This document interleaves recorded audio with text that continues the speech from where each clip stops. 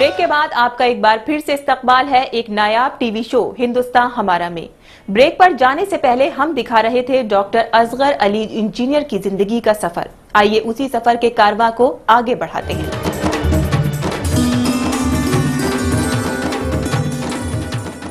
इनके वालिद की 2 शादियां हुई थीं, लेकिन ये अपनी वालिदा के शुक्रगुजार हैं कि उन्होंने घर में सब भाई बहनों को एक सी मोहब्बत दी। मेरे वालिद साहब की 2 शादियां हुई, एक के बाद एक। पहली बीवी का इंतकाल हो गया, उनसे 2 बच्चे थे। फिर मेरी माँ से शादी की, उससे 2 बच्चे हुए। तो हम 4 भाई बहन थे और बहुत ही घुल मिल कर रहते थे। मेरी वालिदा ने उन दोनों बच्चों को कभी ये महसूस नहीं होने दिया कि वो किसी सौतेली माँ के बच्चे हैं। जब ये 12वीं में थे तो इनके कई दोस्त बने, लेकिन ये आज भी अपने उस हिंदू दोस्त को नहीं भूल पाए हैं जिनसे दोस्ती भी थी, कंपटीशन भी था और तो और मजहब को लेकर इनमें आपसी टकराव भी अक्सर होता रहता था।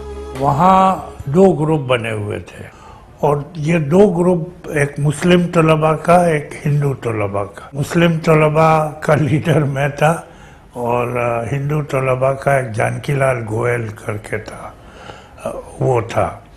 वो इस्लाम और मुसलमानों की बड़ी तनकीद करता था और मैं उसे जवाब दिया करता था हमेशा। और हम दोनों में कंपटीशन था कौन ज़्यादा नंबर लाता है। तो हम दोनों में कभी कभी तल्ख बहस हो जाती थी। स्कूली दिनों के अपने उस्तादों को ये आज तक नहीं भुला पाए हैं। हमारे जो असातिज़ा थे, उस्ताद थे जितने, वो बहुत अच्छे थे। मैं हमेशा उनको याद करता हूँ। उन्होंने कभी हमारे साथ मज़हब की बुनियाद पर कोई ऐसा बर्ताव नहीं किया कि हम मुसलमान हैं या ये है। बहुत प्यार से पढ़ाते थे, अच्छी तरह पढ़ाते थे। इनके वालिद चाहते थे कि उनका बेटा पढ़ लिख कर एक बड़ा आदमी बने। वालिद की इसी चाहत को पूरा करने के लिए ही इन्होंने इंजीनियरिंग में दाखिला लिया। कॉलेज के जमाने के वो सुनहरे दिन याद कर आज भी इनके चेहरे पर खुशी की लकीरें खिंच जाती हैं। कॉलेज में आया मैं, होलकर कॉलेज में। वहाँ एक दानी, उसका सरनेम था, पहला नाम तो मुझे याद, वही एक था जो बहुत मुतासिब था और मुसलमानों के खिलाफ बोलता। बाकी जितने दूसरे तलबा थे हमारे बहुत अच्छे ताल्लुकात थे। वालिद की आमदनी इतनी नहीं थी कि वो अपने बेटे को ऊंची तालीम दे पाते, लेकिन इस मामले में वो अपने बड़े भाई के शुक्रगुजार हैं जिन्होंने उनकी पढ़ाई का पूरा खर्च उठाया। वालिद साहब की इतनी आमदनी थी नहीं, तो मेरे भाई ने जिम्मेदारी कबूल की और इंदौर में 6 साल तक मैं पढ़ा। तो 6 साल तक बराबर उन्होंने खर्च उठाया मेरा।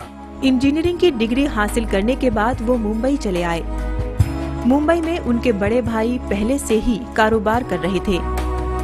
मुंबई म्युनिसिपल कॉरपोरेशन में इंजीनियर के ओहदे पर कई सालों तक काम किया और आखिर में इस्तीफा देकर मुल्क और कौम की तरक्की के काम में जुट गए।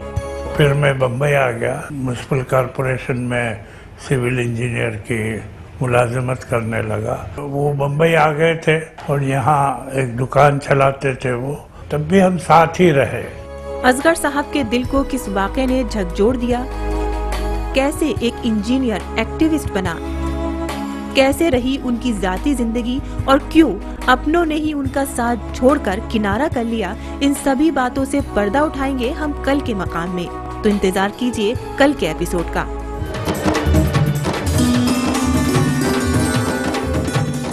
आज के मकाम में बस इतना ही, लेकिन डॉक्टर असगर अली इंजीनियर की जिंदगी की दास्तां जारी रहेगी कल के एपिसोड में भी।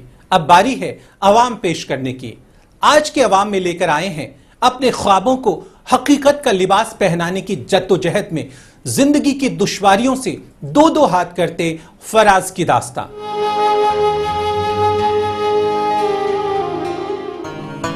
ख्वाबों में सच्चाई और इरादा नेक हो तो सारी कायनात मिलकर उन ख्वाबों को हकीकत की बुलंदियों तक पहुंचाने में जुट जाती है। फराज परवेज की दास्तां भी कुछ ऐसी ही है, जिन्होंने हालात के आगे हार न मानकर उससे लोहा लिया और आज अपने ख्वाबों को मयस्सर जहां देने की कोशिश में लगे हुए हैं। इनकी पैदाइश उत्तर प्रदेश के मुरादाबाद जिले में हुई। अपनी इब्तदाई तालीम के साथ साथ ग्रेजुएशन तक की तालीम इन्होंने यहीं रहकर हासिल की। फराज एक बिजनेस घराने से ताल्लुक रखते हैं। इनके वालिद का कारोबार है और वालिदा हाउसवाइफ हैं। इनके घर में तालीम और तरबियत का माहौल रहा। अपने बिजी शेड्यूल के चलते इनके वालिद इनको कम वक्त दे पाते थे। हमारे घर में शुरू से ही पढ़ने का माहौल था और मुझे हमेशा यही इंस्पायर किया गया कि मैं हमेशा से आगे बढ़ूं, पढ़ाई करूं। इनकी और इनकी बहन की परवरिश की जिम्मेदारी इनकी वालिदा की थी। वालिद के सख्त मिजाजी के चलते ये अपनी वालिदा के ज्यादा करीब थे। ग्रेजुएशन तक की तालीम मुरादाबाद से लेने के बाद आला तालीम के लिए इन्होंने अलीगढ़ मुस्लिम यूनिवर्सिटी का रुख किया। मास्टर की डिग्री हासिल करने के बाद 2 साल तक इन्होंने एक फाइनेंस कंपनी में नौकरी की। कुछ पैसे जुटाने के बाद अपने ख्वाबों को पूरा करने के लिए इन्होंने IAS की कोचिंग में दाखिला लिया। मैं हमेशा से ही सिविल सर्वेंट बनना चाहता था, लेकिन मुझे लगा कि एक बार थोड़ा सा एक्सपीरियंस लेना चाहिए। इस वजह से पहले मैंने जॉब करी, फाइनेंशियली इंडिपेंडेबल हो गया। उसके बाद मैंने जाके अपना तैयारी के लिए, प्रिपरेशन के लिए जॉब छोड़कर तैयारी स्टार्ट करी। और आज भी अपने उसी ख्वाब को पूरा करने की जद्दोजहद में जुटे हैं। फराज सिविल सर्विस की नौकरी में ही अपना कैरियर बनाना चाहते हैं। वे एक IAS ऑफिसर बनकर लोगों की जिंदगियां बदलना चाहते हैं। इनका कहीं शिद्दत से मानना है कि जो तंजीमें कौम की भलाई का काम कर रही हैं, उन्हें और मजबूत इरादों के साथ आगे आना होगा। सरकार को तो दोष नहीं दूंगा, मुझे लगता है कि आम आदमी खुद ही जिम्मेदार है, क्योंकि अपॉर्चुनिटी तो जरूरी नहीं कि सबको मिले, लेकिन आपको खुद ही अपने लिए आगे बढ़ना होगा, खुद ही आपको काम करना होगा। वक्त मिलने पर ये क्रिकेट और बास्केटबॉल खेलना पसंद करते हैं। अपने पसंदीदा खिलाड़ियों की लिस्ट में ये सचिन तेंदुलकर, युवराज सिंह और माइकल जॉर्डन को शुमार करते हैं। अपने फेवरेट मूवीज में ये साइंस फिक्शन मूवी और आमिर खान की मूवीज को शुमार करते हैं। फराज अपनी कौम की तरक्की को लेकर न सिर्फ फिक्रमंद हैं, बल्कि इसमें अपनी शिरकत भी चाहते हैं। अवाम की पेशकश के बाद फिलहाल वक्त है एक छोटे से ब्रेक का, पर आप कहीं जाइएगा नहीं, क्योंकि ब्रेक से वापस लौटने के बाद हम पेश करेंगे किरदार और आपको रूबरू कराएंगे फिल्म बॉम्बे की शैला बानो के किरदार से। आप वक्त की धड़कनों को यूं ही संभाल कर रखिएगा, हम लौट कर आते हैं पल दो पल में। राजीव मेनन को तो मणिरत्नम फिल्म में हीरो लेना चाहते थे, लेकिन उन्होंने कहा मैं कैमरा ही करना चाहूंगा।